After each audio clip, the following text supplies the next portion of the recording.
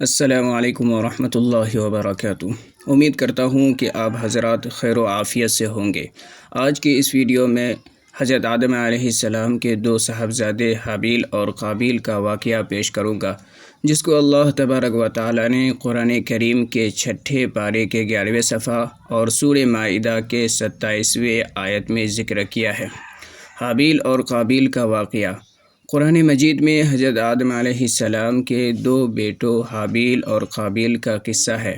ہم آپ کو سناتے ہیں کہ حضرت آدم علیہ السلام اور حوا علیہ السلام سے بہت اولاد ہوئی، اور انہی میں سے دو بچے حابیل اور قابیل ہے۔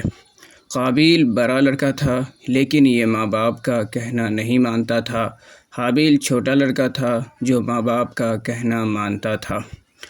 اقلیمہ ایک لڑکی تھی جس سے قابیل شادی کرنا چاہتا تھا، مگر حضرت آدم علیہ السلام اور حوا علیہ السلام اس کی شادی اپنے چھوٹے بیٹے حابیل سے کرنا چاہتے تھے، جو نیک اور شریف تھا۔ اس لیے قابیل اپنے ماں باپ اور اپنے بھائی کا دشمن ہو گیا۔ اللہ تعالیٰ نے حابیل اور قابیل کو حکم دیا کہ تم دونوں قربانی کر کے پہاڑ پر رکھ آؤ، لہٰذا جس کی قربانی قبول ہوگی اس سے اقلیمہ کی شادی کرائی جائے گی۔ اللہ تعالیٰ کو اپنے نیک بندے پسند ہوتے ہیں اور وہ ان کی مدد کرتا ہے۔ آسمان سے ایک آگ آئی اور حابیل کی قربانی لے گئی، یعنی حابیل کی قربانی قبول ہو گئی۔ اب اس کے بھائی قابیل کو بہت غصہ آیا۔ اس نے حابیل سے کہا کہ میں تجھ کو قتل کر دوں گا۔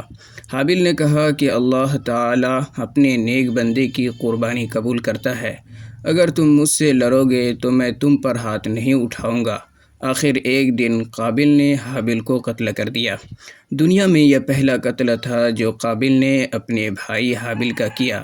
قتل کرنے کے بعد قابیل کو فکر ہوئی کہ حابیل کی لاش کا کیا کرے، کس طرح چھپائے۔ اس نے دیکھا کہ ایک کوا چوٹ سے زمین کو کھود کر ایک دوسرے مرے ہوئے کوے کو دفن کر رہا ہے۔ تب اس نے بھی اپنے بھائی حابیل کو زمین کھود کر دفن کر دیا اور خود جا کر آگ کی پوجا کرنے لگا۔ حضرت آدم علیہ السلام اور حوا علیہ السلام کو بہت رنج و غم ہوا۔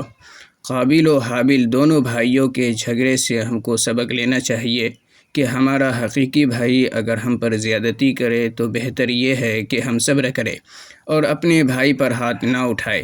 قابیل نے اپنے بھائی کو قتل کیا۔ اب لوگ قیامت تک اس پر لعنت کرتے رہیں گے اور وہ آخرت میں اللہ کے عذاب کا مستحق ہوگا، اور حابیل کو لوگ اچھا کہتے رہیں گے اور وہ جنت کا حقدار ہوگا۔